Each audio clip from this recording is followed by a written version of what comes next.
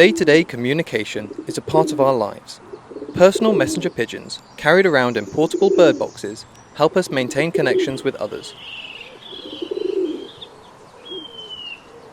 We take the time to write messages with pencil and paper before sending our pigeons across villages to responding mail centres.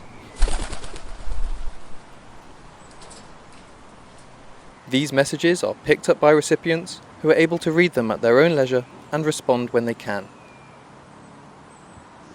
Have you been sent a long message from someone you don't want to talk to? Just say your pigeon got lost in flight and get on with your day.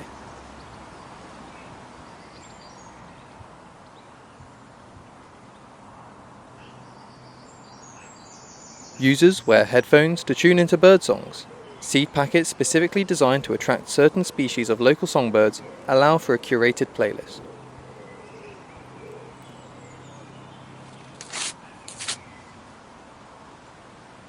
How we interact with birds has changed.